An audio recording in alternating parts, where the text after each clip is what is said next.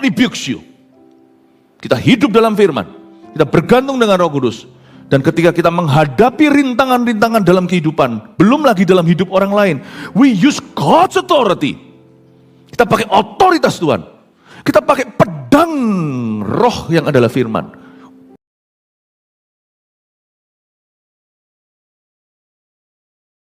Terimalah pujian penyembahan umat-Mu di hari Minggu ini. Hati kami sungguh-sungguh tertuju padamu. Dan kiranya setiap hati yang jauh mulai berbalik kepada Tuhan. Kami minta kebangunan rohani yang baru di hati setiap kami. Kami minta agar manusia roh kami bangkit dan dibangunkan di atas dasar firman. Terima kasih Tuhan. Sampaikan sabdamu, seluruh experience hari ini, pengalaman kami di gereja, benar-benar bukan hanya memuliakan-Mu, tapi membawa maju Injil selangkah lagi lewat kehidupan kami. Sembunyikan hamba di balik salib-Mu. Dalam nama Yesus. Amin. Amin. Selamat pagi. God bless you. Buka ayatnya di Matius 12 ayat 28 sampai 30.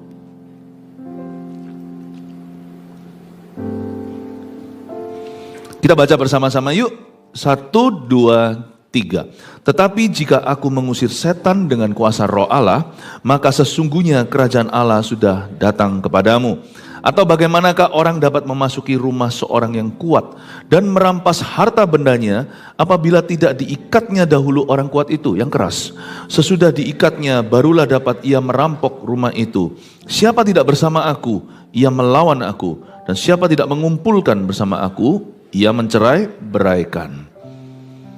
3 ayat saja, saya coba bahas, lalu saya cerita-cerita. Ayat 28 berbunyi, tetapi jika aku, Yesus di sini, mengusir setan dengan kuasa Roh Allah, maka sesungguhnya kerajaan Allah sudah datang kepadamu. Mungkin Anda menghadapi pergumulan, ini kok lengket ya, kok bandel, gak keluar-keluar, dan tidak pernah ada terobosan. Baik itu di dalam bidang pekerjaan, atau sakit penyakit, atau urusan rumah tangga yang gak mari-mari, gak selesai-selesai. Blunder-blunder itu meskipun kau sudah berusaha, tapi rasanya tidak ada titik terang.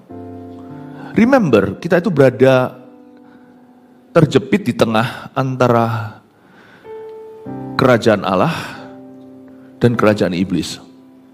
Peperangan rohani itu ada dan kita gak bisa netral.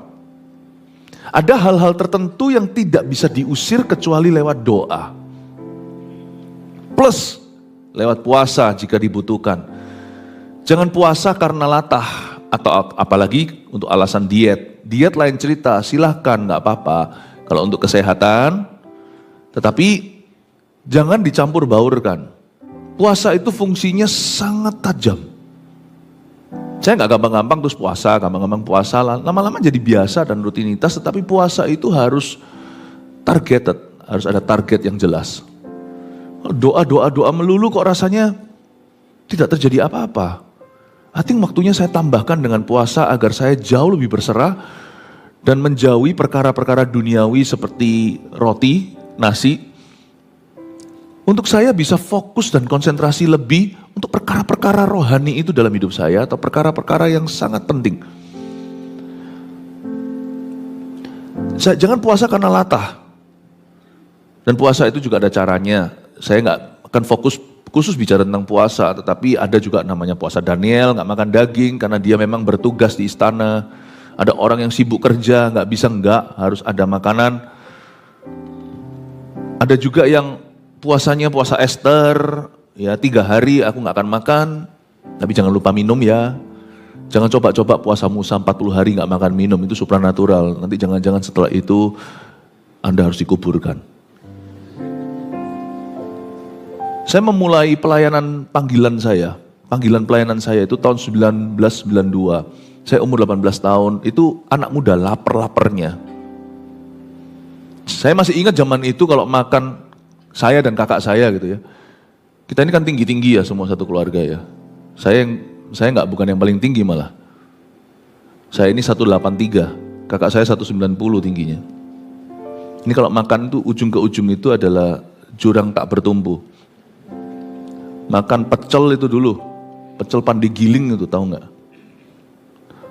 Saya nggak seheboh kakak saya makan 7 bungkus. Saya cuma makan 4. Instant mie dulu itu loh, yang jumbo itu loh. Itu saya bisa makan 2 atau 3 langsung. Nggak bangga saya. Malu malah. Serakah. Anak muda. Tuhan suruh saya puasa. Karena dulu pergumulan saya dengan dosa itu cukup serius. Kecanduan roh bunuh diri. Saya memulai panggilan pelayanan saya, jangan ditiru ya. 40 hari no solid food. Anak muda lapar-laparnya, gak makan makanan keras 40 hari, hanya minum cairan. That's how I begin my ministry. Makanya jangan mulai pelayanan itu panggung. Pelayanan itu harus dimulai dari wilderness atau dari padang gurun. Anak saya menirunya, saya izinkan karena dia anak saya. Jeremy memulai panggilan pelayanannya setelah dia lulus S2. Setelah dia lulus sarjana 2 dalam bidang ministry dan teologi, mau jadi hamba Tuhan, dia berkata, "Daddy, izinkan aku puasa 40 hari. He did that too. Dia memulai pelayanan panggilan pelayanannya bukan karena dia adalah anak saya. Dia memulai puasa 40 hari. Dan saya waktu itu bersama dengan kami di rumah. Jadi saya tahu kita kalau keluar makan ulang tahun atau pas makan malam aja atau pas ada event acara atau harus temani pembicara, dia ikut tapi dia nggak makan apa-apa. 40 hari tidak makan solid anak saya. Jangan main-main. Kita ini dalam peperangan rohani, persiapan.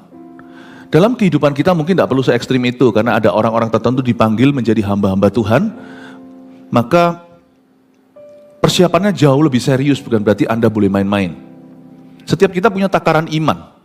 Tapi pernahkah Anda memikirkan kenapa kok dalam hidup seseorang itu kok seperti stagnan ya? Seperti ada sesuatu yang menyumbat. Seperti ada penyumbatnya di leher botol itu loh. Rasanya kok nggak bisa keluar. Kenapa aku kok nggak ngalami kemenangan? Apalagi di area yang Tuhan katakan ini menjadi tanah Kanaan atau tanah perjanjianku. Baik itu dalam bidang pekerjaanmu atau dalam segala sesuatu. Khususnya janji-janji Tuhan. Rasanya kok aku ini struggle terus ya, bergumul terus ya. Karena manusia roh kita lemah. Meskipun kita itu punya pengetahuan firman. Tahu sih di sini, tapi di sininya kecil.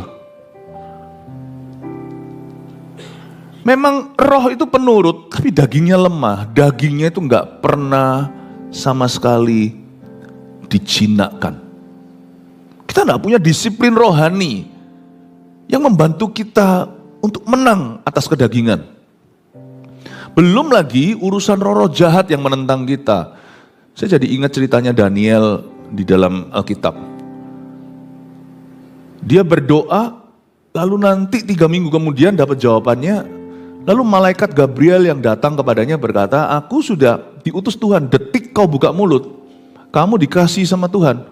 Aku diutus, tapi 21 hari.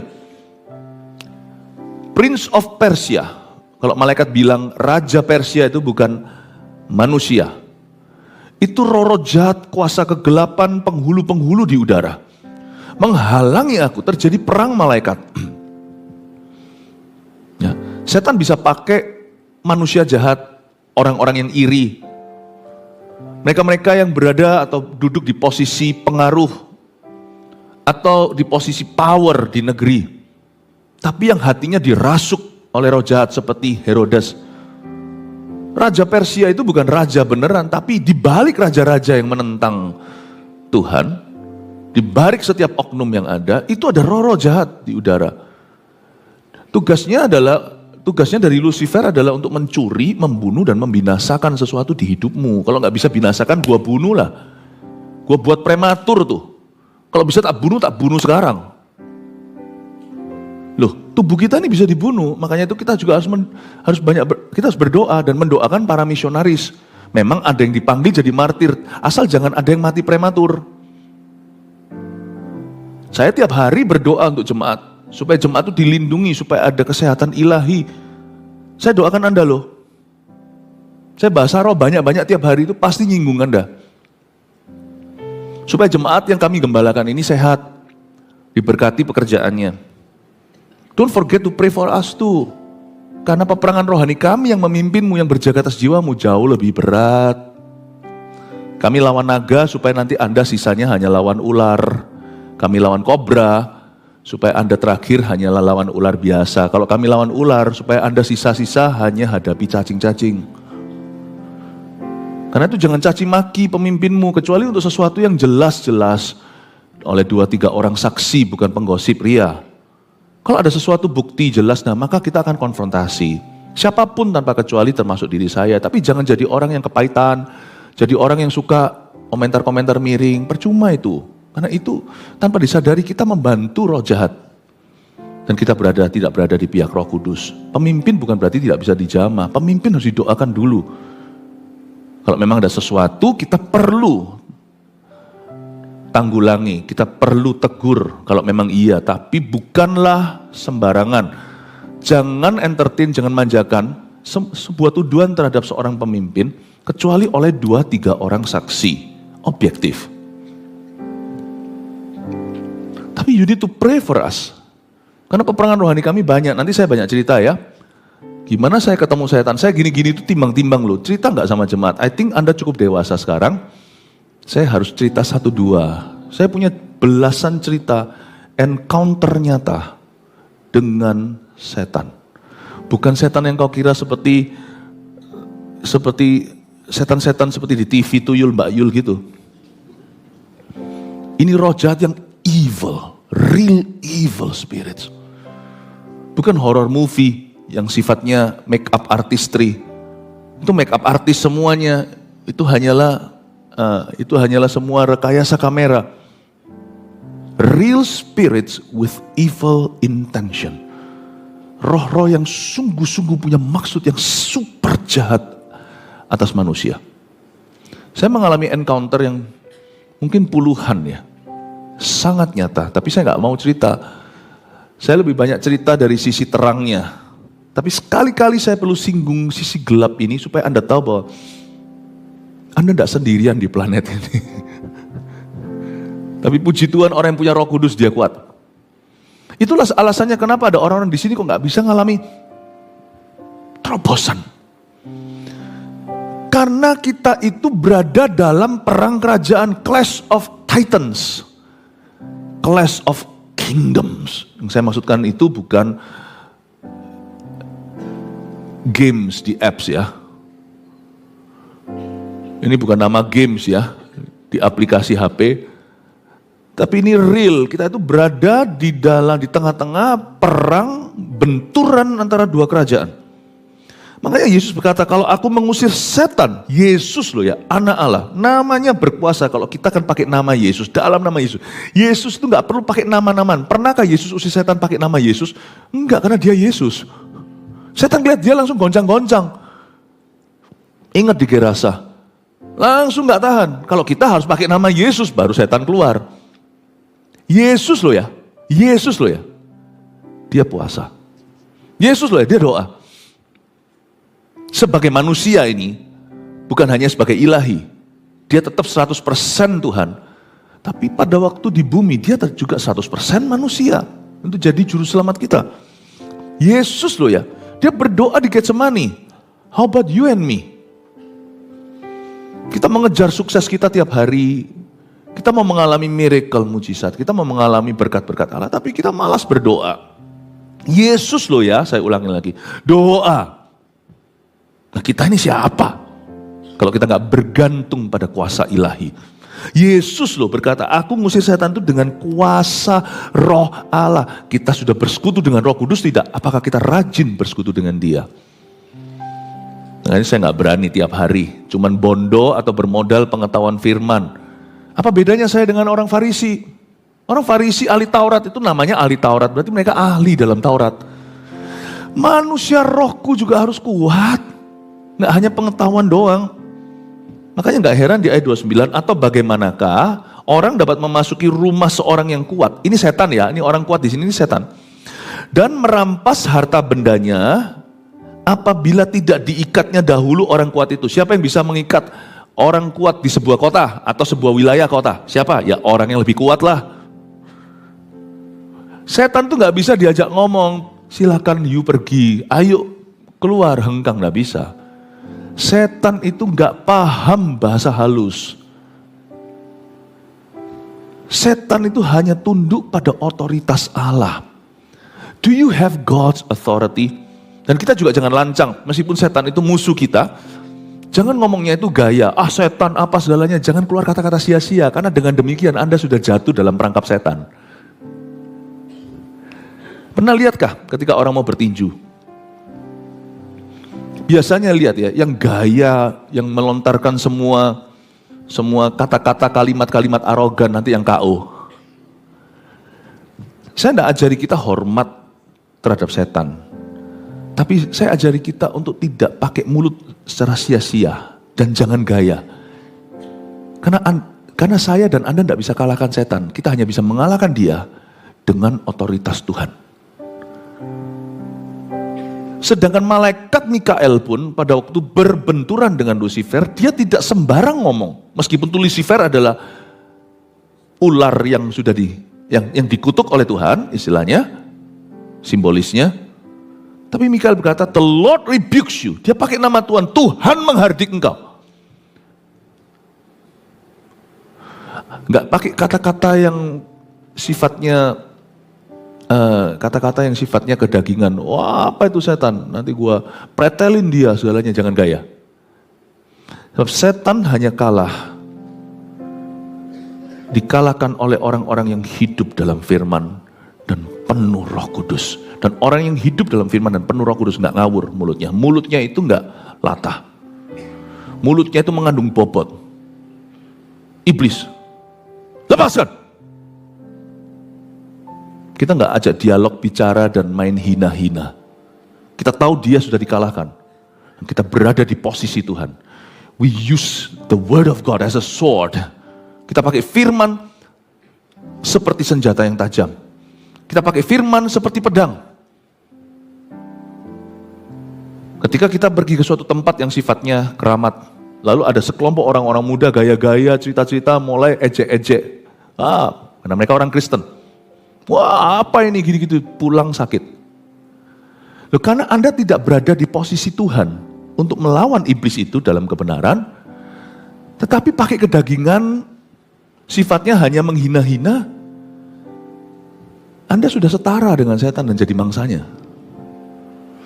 Oh, setan teriak setan gimana sih? Maling teriak maling. Nah, kalau kita gaya-gaya, sombong-sombong, arogan, gimana kita bisa kalahkan setan pakai senjatanya dia? Arogan itu senjatanya setan. Gaya-gaya, ngomong ngawur, sia-sia, itu semua kan barangnya dia. Gimana kita bisa kalahkan dia pakai barangnya dia? Kalau kita mau kalahkan dia pakai barangnya Tuhan. The Lord rebukes you. Kita hidup dalam firman. Kita bergantung dengan Roh Kudus. Dan ketika kita menghadapi rintangan-rintangan dalam kehidupan, belum lagi dalam hidup orang lain, we use God's authority. Kita pakai otoritas Tuhan. Kita pakai pedang roh yang adalah firman. Kita tidak pakai roh mentang-mentang, tapi pakai roh iman. Kita punya tujuan. Kita bukan jadi orang Ghostbuster yang masuk, ayo kita coba rumah hantu itu. Kenapa? Aku penuh Roh Kudus. Ngapain? Hantu ada di mana-mana. Kecuali kalau rumah itu ada penghuni dan dihantui, panggil kami. Kami akan usir itu. Kita tahu tujuan. Tujuan kita adalah bebaskan tawanan, bukan gaya-gayaan. Saya tidak mau berurusan dengan sebelah sana kuasa gelap, kecuali untuk satu tujuan. Membebaskan seseorang dari cengkeramannya. Dan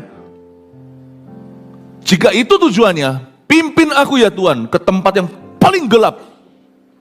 Di lorong yang paling berhantu. Di selokan yang paling bau. Lead me there. I'm gonna set someone free. Aku tidak akan takut. Orang Kristen tidak boleh takut-takut. Misalnya pergi ke WC sendiri. Tidur sendiri. Wah, apa itu? Gitu-gitu sih. Hangat. Kalau saya cerita sama Anda ya, saya pernah tinggal di tempat-tempat yang dibilang paling angker. Saya tidur paling nyenyak. Bukan cari masalah mau tidur sana, karena memang gak ada tempat lain kecuali di situ gitu loh. Bobok aku. Karena saya tahu saya dalam perlindungan ilahi, Mazmur 91. Ya saya bersihkan tempat itu, tapi kalau dia kembali, tempat itu adalah tempat bercokolnya, ya sudah. Kalau saya cerita sama Anda cerita-cerita gitu, banyak cerita, saya tergoda mau cerita, jangan Nis. Soalnya banyak orang yang mengaku-ngaku pelayanan kelepasan nanti kemana-mana ceritanya setan. Jarang, Anda kan jarang dengar kayak ginian dari saya. Karena saya tidak tertarik di dunia itu. Tugas saya hanya melepaskan, kalau perlu sudah. Saya sisanya ngomong tentang Tuhan. Nggak ada di kartu nama saya, ini, pendeta pengusir setan. Saya usir setan hanya karena diperlukan. Dan itu tanda orang percaya Markus 16. Karena itu manusia roh kita harus kuat untuk ready setiap saat. Atau bagaimanakah orang dapat memasuki rumah seorang yang kuat dan merampas harta bendanya apabila tidak diikatnya dahulu orang kuat itu? Gimana kau bisa mengikat siapapun? Kalau rohmu kerdil, rohmu kurus. Ada seorang hamba Tuhan yang cukup besar badannya, tukang ledeng dulu tapi menjadi rasul iman. Nanti minggu depan, Tuhan izinkan, minggu-minggu ke depan, 2 minggu ke depan, waktu nanti live streaming, saya dari GMS Rooftop, Surabaya Barat. Kalau Tuhan izinkan, saya akan cerita tentang jenderal-jenderal iman. Masih di bulan-bulan kebangunan rohani ceritanya. Salah satunya namanya Smith Wigglesworth, dia berkata, you know I'm larger on the inside than what you see on the outside. Aku lebih gede di dalam, manusia rohnya maksudnya daripada badanku ini. Are you bigger on the inside?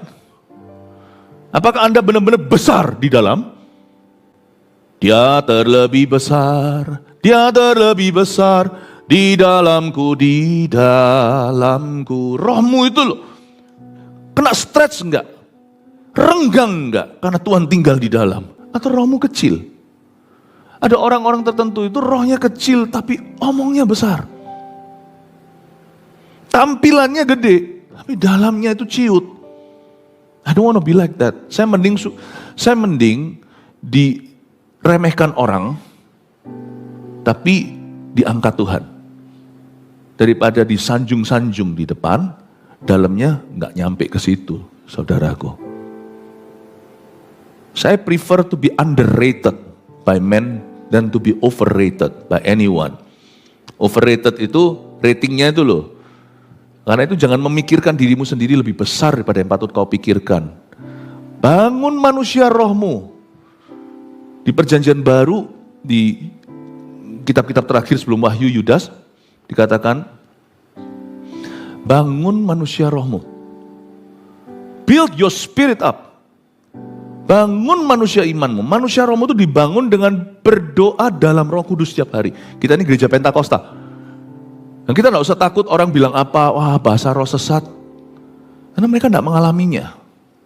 Kita mengalami benefitnya. Itu adalah karunia yang saya sangat hargai selama saya masih ada di bumi. Nanti di sorga mungkin saya tidak perlu, kita nggak perlu itu. Semua karunia itu akan selesai. Hanya pengenalan akan Allah yang kita bawa. Tapi selama di dunia ini saya menghadapi the unknown, perkara yang saya tidak tahu, apalagi masa depan yang merupakan misteri. I thank God for speaking in tongues. Saya bersyukur saya berdoa dalam bahasa lidah. Karena doa saya melampaui akal budi saya yang bisa prediksi hanya apa yang saya lihat sekarang. Itu membangun manusia roh saya jadi ready. Ketemu sama orang nanti sore, bisa merasa seperti aku pernah ketemu kamu di mana ya? Itu dalam doa saya sudah ketemu. Nanti ketemu berjumpa dengan peperangan rohani di depan situ. Tuhan membuat saya siap. Manusia roh saya kuat.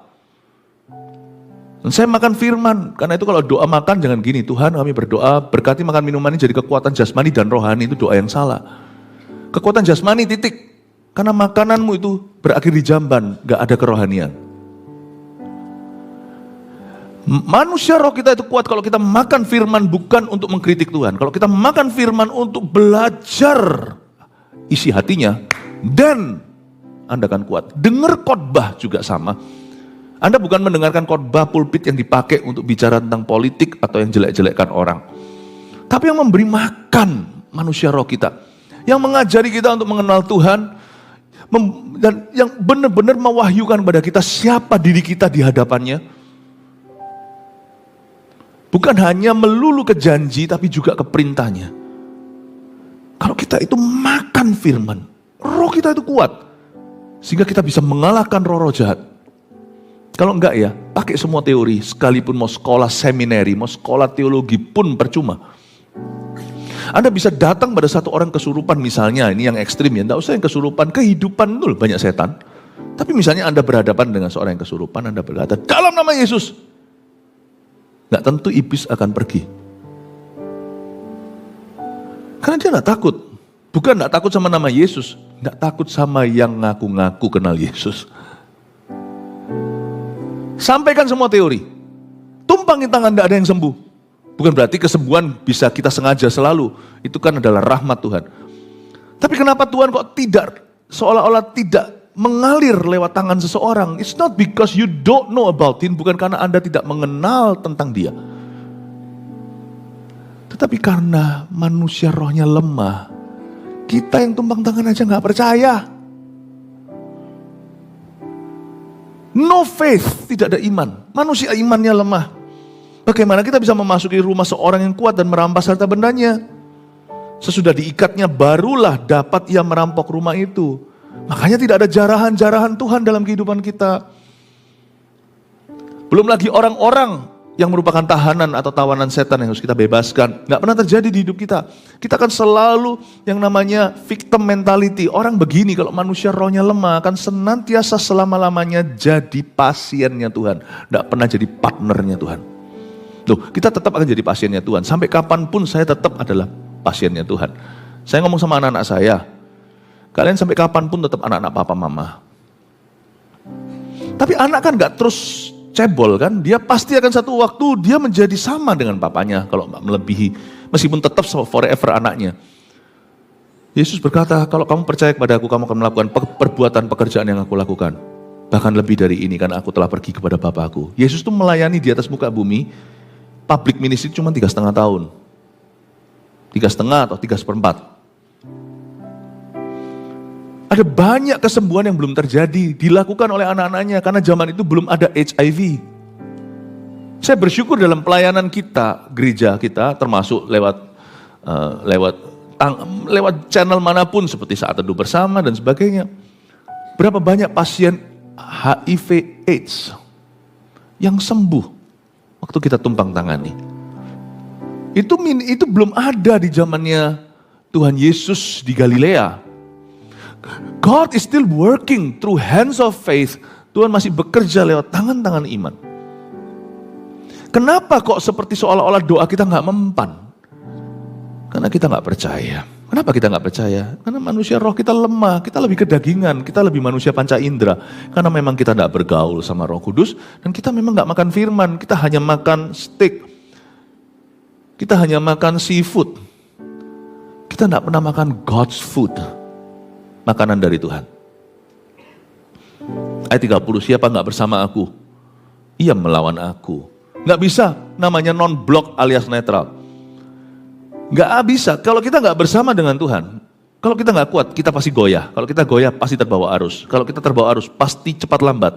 Kelakuan kita menentang Kristus, meskipun mulut kita masih mengakui Yesus Kristus adalah Tuhan. Siapa gak bersama aku? Pasti kebawa arus, dia pasti akan melawan aku. Setan itu bisa pakai Kristen kedagingan. Orang iri, orang tersinggung. Dia pakai emosi negatif kita untuk merugikan orang lain. Orang yang serakah bisa larikan uang orang. Yang kena siapa?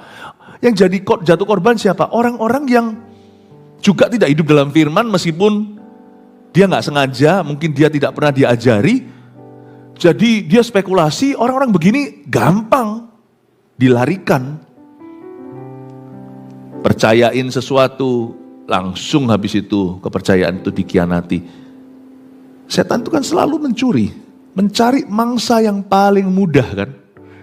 Kalau Anda lihat itu di dunia safari, wildebeest atau lembu-lembu Afrika itu, yang sudah terluka, yang kepahitan gitu, yang sudah sedikit keluar dari gawang, yang sudah lemah, itu yang dimangsa. Dia nggak mungkin cari kerbau yang lagi kuat-kuatnya, lagi prima, dengan tanduknya yang besar. Ngapain? Yang disikat dulu adalah Kristen yang lemah. Disikat. Yang ada darah, ada mangsa. Hiu kalau mencium darah bahaya. Setan kalau mencium kepahitan, kekecewaan dalam diri seseorang, mudah. Orang itu yang kena dulu. Makanya itu penting sekali dalam ilmu peperangan rohani dalam firman. Alkitab mengatakan kita harus bersama Tuhan. Kalau enggak kita cepat lambat akan melawan dia. Karena setan akan menunggangi kita. Kadang-kadang kita dalam nama, kita pun merasa kita lakukan itu untuk Tuhan. Tapi dalam waktu kita melakukannya, kita menyebabkan kerusakan. Manusia itu kan gitu, keruh kata Yakobus. Dia maunya sih baik. Tetapi dia seperti riak-riak yang membawa sampah. Demikianlah orang yang mendua hati.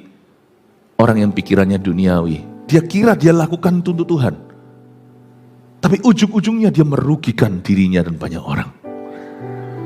Maksud hatinya baik, caranya akan salah kaprah. Karena memang dia tidak dituntun oleh Allah. Siapa gak bersama aku, dia pasti akan melawan aku. Dan siapa tidak mengumpulkan bersama dengan aku, ia mencerai-beraikan. Penginjilan, salah satu alasan kita menginjil selain demi keselamatan jiwa-jiwa, kita menginjil juga karena Injil adalah senjata rohani kita. Dia adalah kasut kerelaan, kaki kita supaya nggak kena paku. Nanti di ibadah terakhir saya jelaskan alasan kenapa orang-orang itu awet muda dalam Tuhan. Itu karena mereka mengumpulkan bersama dengan Tuhan dan mereka tidak mencerai-beraikan. Injil itu bukan pilihan atau opsi. Injil itu perintah.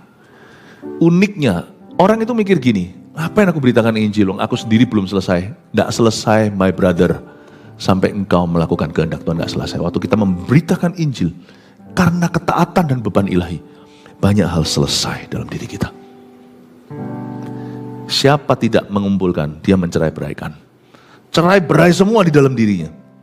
Tapi ketika kita mulai taat pada amanat agung, aneh ya, segala sesuatu seperti dipersatukan dalam hidup kita. Jangan bergantung hikmat manusia. Makanya di gereja ini kita nggak pernah jemu-jemu berkata, ayo CG, ayo melayani. Emang gua nggak punya masalah? Justru itu jalan keluar masalahmu. Bukan kita itu menyangkali masalah kita lalu menyapunya di bawah ranjang kita, bukan. Carilah dahulu kerajaan sorga, sembari kita cari solusi, segala sesuatu ditambahkan kepadamu. Kalau engkau tidak mengumpulkan bersama aku, engkau mencerai-beraikan. Saya pulang ke Indonesia, mungkin Anda sudah pernah dengar kesaksian saya. Saya terbang dari Vancouver, Kanada, pulang ke tanah air itu 14 Mei 1998, satu hari meletupnya kerusuhan. Singkat cerita, suatu hari saya pernah ditodong dengan pistol di Surabaya Timur. Di salah satu lokasi sini, waktu itu saya sedang parkirkan mobil, kembali ke mobil dengan tunangan saya. Ini 1998, di akhir Mei pengalaman saya ini, jikalau bukan di awal Juni. Masih belum kondusif negeri kita. Puji Tuhan, waktu itu Surabaya cukup aman dibandingkan misalnya dengan ibu kota dan beberapa kota yang lain. Tetapi tetap tidak ada tempat yang 100% aman. Saya ditodong pistol. Dan waktu saya keluar dari mobil saya karena dibentak, disuruh keluar, pistol itu diarahkan ke saya nggak bisa apa-apa, saya takut sekali untuk tunangan saya, yang sekarang jadi istri saya. Saya bilang ada apa-apa, biar aku yang mati, jangan diam. Sekalipun dulu waktu saya masih muda, saya tahu ilmu bela diri, tapi percuma kalau sudah dengan pelatuk gini. Nggak akan lebih cepat dari ini. Jadi saya pasrah. Saya bilang, Tuhan, kepadamu kuserahkan nyawaku. Terus Tuhan bilang, aku belum siap, aku belum mau untuk terima nyawamu. Saya dengar seperti ada dialog dengan Roh Kudus di situ. Ini perbuatan setan, dan untuk ini Yesus dinyatakan untuk menghancurkan perbuatan setan. Seperti ada dialog, seperti ada slow motion. Di hadapan tembak, Anda pasti nggak bisa mikir. Saya juga nggak tahu alasan orang itu, karena saya tawarkan uang, saya keluarkan dompet saya, dia nggak mau. Dan saya tidak perlu jelaskan orangnya itu tampangnya seperti apa, saya nggak tahu dia itu saya rasa dia punya pekerjaan itu sudah jelas di mata saya. Antara dia pembunuh bayaran atau apa, ini profesional, tapi saya nggak punya musuh loh. Saya itu bahkan belum punya teman datang ke sini. Nggak ada orang yang kenal saya. Why? I don't know. Tapi hari itu, waktu itu, detik itu saya seperti berdialog dengan Roh Kudus. Dibuat slow motion. Philip Mantova, seperti Tuhan bilang, anakku, buat apa kamu mati sekarang? Aku tidak mengutusmu pulang untuk mati dini. Kalau hari ini kamu dibunuh oleh orang ini, maka kamu mati, masuk surga sih, tapi ya sudah berhenti misinya, karena Tuhan tidak akan pakai orang mati. 2, orang ini nambah dosa. Dan nambah dosa dalam hidupnya itu membunuh seseorang dan membunuh seorang hamba Tuhan. Iya ya, saya tengking langsung. Saya tidak pakai tengking gaya gagah seperti yang saya bayangkan dalam nama Yesus. Tapi saya bisikkan nama Yesus di mulut saya, dia memandang saya, kita tatap mata, saya berkata, dalam nama Yesus. Langsung dia gemeter, letakkan tembaknya di sini, tutup jaket koliknya, rambutnya yang cepak. Ya, rambutnya tidak gondrong. Lalu habis itu dia taruh itunya, dia gemeter lihat kanan kiri, salami tangan saya entah kenapa, dan dia minta maaf sama saya. Terus ngomongnya mulai ngalor kidul, mulai kanan kiri kanan, saya juga nggak ngerti dia ngomong apa. Dia lihat kanan kiri, kembali ke motornya, lalu habis itu pergi. Saya berkata, apa yang terjadi? Roh Kudus berkata, jangan tanya apa yang terjadi, masuklah mobilmu, pergilah sekarang. Nama Yesus membuat orang itu lari. Ini bukan penglihatan, ini pengalaman hidup saya 1998. Belum ini, saya nggak tahu itu setan apa, saya belum bisa rumuskan. Untung-untung selamat, saya berkata haleluya. Later on, tahun 98 itu, setelah kebangunan rohani anak-anak muda, dimulai dari tahun 2000, bulan Juni kurang lebih. Di sini mungkin juga ada orang-orang yang dahulu saya gembalakan secara langsung di youth, namanya Pemasa, sebelum namanya AOG atau Army of God. Ada anak-anak Pemasa di sini? Oh, hello. Anak remasa, ada nggak yang remaja dulu? Oh, Pemasa ya, banyak di sini ya. Saya setelah kebangunan rohani bulan tahun 2000, lalu kami dikaruniai anak. Yaitu anak pertama kami, anak sulung kami, seorang namanya Vanessa. Punya anak senang sekali, dan kami masih bayi, ya masih kecil sekali. Kami tidurkan di tengah-tengah kami malam-malam itu. Dan suatu malam saya dapat mimpi. Dalam mimpi saya melihat Vanessa, waktu itu dalam mimpi saya, bayi kami ini dimakan anjing. Saya kaget, saya tidak bisa keluar dari mimpi itu. Pernahkah Anda bermimpi demikian rupa tidak bisa keluar? Ada beberapa orang merasa ditindih, nggak bisa goyang malahan. Kalau saya nggak bisa keluar, dan saya resah sekali. Detik saya, dalam nama Yesus, saya buka mata, kaget saya. Istri anak saya tidak di sebelah saya. Nanti istri saya cerita sama saya tidur saking pulasnya, dibanguni nggak bisa, karena memang hari-hari itu kebangunan rohani lagi hot-hotnya, lagi panasnya luar biasa. Belum lagi yang terjadi di Ungaran, sebelum saya di Surabaya, terjadi kebangunan rohani duluan. Saya itu di antara 2 kebangunan rohani, yang di Ungaran dan Salatiga, kebangunan rohani yang sedang berkobar menyala, dan di Surabaya tahun 2000-2001 itu, dengan anak-anak muda. Di sini kebangunan rohani baru saja menyala. Dan saya capek letih badan saya, bukan hanya KKR demi KKR atau kebaktian kebangunan rohani, tapi juga doa malam-malam. Saya doa itu sering dari jam 12 sampai jam 4 pagi. Itu adalah jam doa saya rutin. Jadi saya tidur hanya berapa jam. Dan saya waktu masa-masa saya letih itu, suatu malam tersebut saya tertidur pulas, diserang sama setan. Lalu habis itu waktu saya bangun melihat istri anak saya tidak di sebelah saya, syok berat. Saya diceritai sama istri saya, waktu dia tidur itu, dia dibangunkan. Mungkin dibangunkan oleh malaikat dan melihat anak kami yang tidur di tengah kami, balik badan aja belum bisa. Paham maksud saya?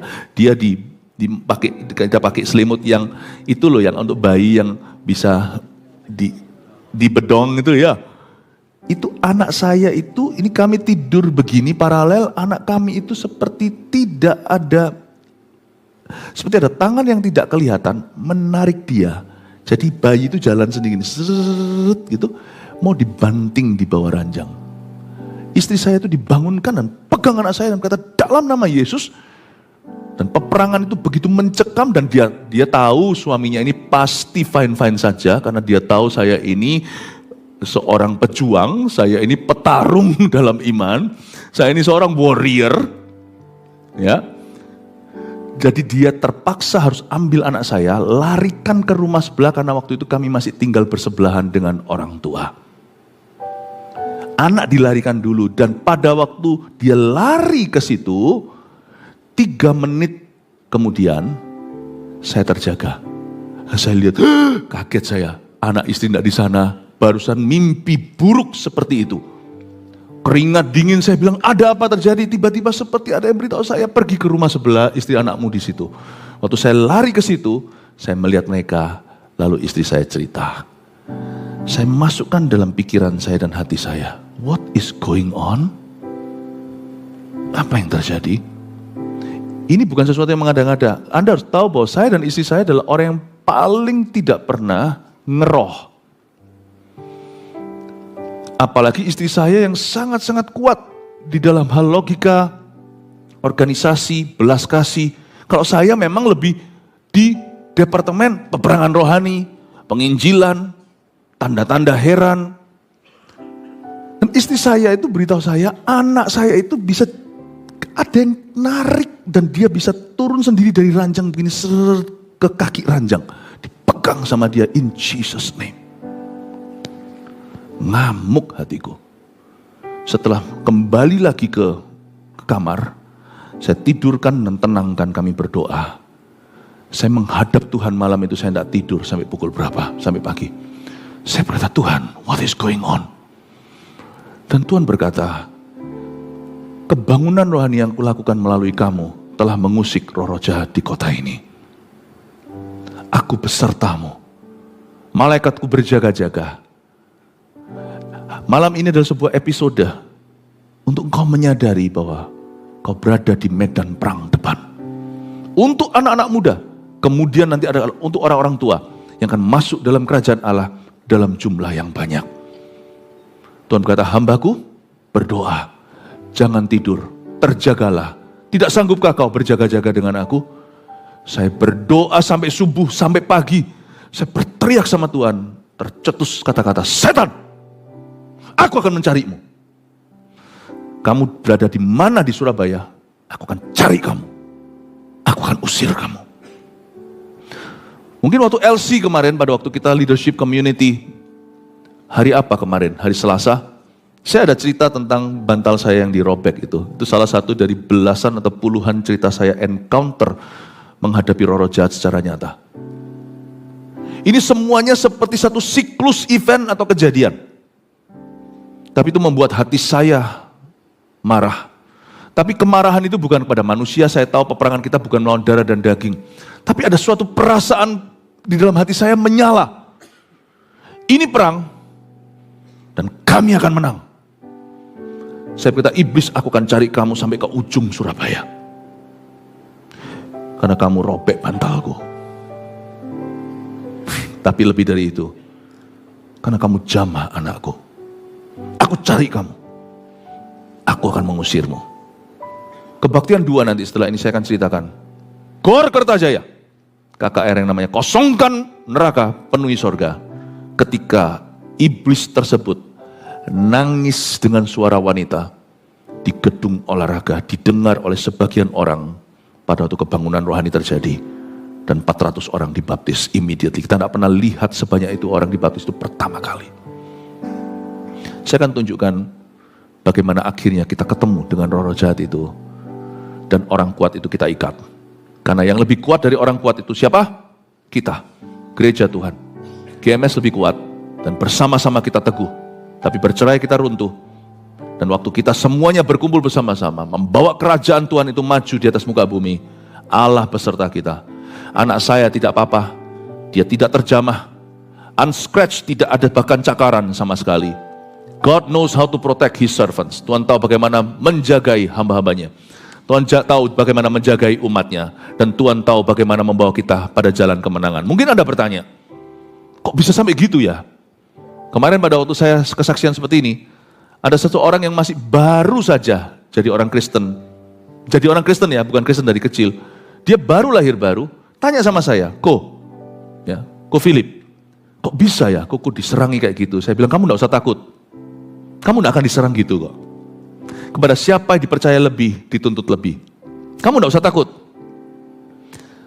Saya diserang begitu, kami, hamba-hamba Tuhan, saya bilang kami mengalami serangan lebih berat, karena kami adalah pemimpin-pemimpinmu. Seperti yang saya katakan tadi, kami lawan ular naga supaya Anda melawan hanya ular biasa. Doakan kami, sembari kami juga mendoakan Anda. Peperangan rohani itu nyata, tapi lebih nyata Tuhan kita. Saya ngomong sama saudara seiman itu, jemaat itu, saya bilang, kamu tidak usah takut, karena kamu tidak akan dicobai dengan cara begitu atau diserang dengan gitu. Iya sih, godaan kami, godaan biasa. Selasa kami mau CG, selalu ada aja sesuatu. Kok aneh, selalu mau CG itu entah mau dipancing emosinya, entah tiba-tiba di kerjaan ada apa, gitu. Ya, saya bilang, ya kayak gitu, yang gitu itu loh, setia, itu ular biasa. Paham ya, itu ular biasa, itu cacing-cacing yang kau harus hadapi. Mau CG, aduh males, mau CG tiba-tiba suaminya marah-marah atau istrinya marah-marah, ya aja doa lah, jangan marah balik. Mau CG tiba-tiba jatuh sakit, tengking tuh sakitnya. Dalam nama Yesus pergi. Wong flu biasa. Pakai otoritas, jangan manja. Kalau setelah tengking masih nggak enak badan ya sudah minta izin, kata ya mungkin perlu istirahat. Tapi kemungkinan besar juga akan terjadi mujizat. Have faith my friend. Miliki iman. Pencobaanmu adalah pencobaan biasa. Dalam kita menanggulangi bantahan sehebat itu dari orang berdosa, kita belum mencucurkan darah. Saya juga belum mencucurkan darah. Paling cuman dicaci maki dan dicibir manusia. Nggak mempan. Karena kita semua punya firman. Karena itu saya beritahu sama jemaat itu, kamu jangan takut, kamu setia aja dalam perkaramu. Kami akan setia dalam perkara kami. I pray for you, you pray for me. Mari kita saling mendoakan dan kita lihat nanti kebangunan rohani akan terjadi. Yang penting kita tidak mencerai-beraikan tapi mengumpulkan. Yang penting kita bersama dengan Tuhan. Ketika Tuhan mengumpulkan jiwa-jiwa, kita mau berada di sana. Saya percaya hari ini adalah harinya ketika kita akan mengalami terobosan iman. Kalau di antara Anda hari ini merasa seperti ada sesuatu kok rasanya itu gak bisa menang. Sekarang ngerti kan kuncinya? Bangun manusia rohmu, bangun manusia imanmu. Ini waktunya kita punya roh yang kuat.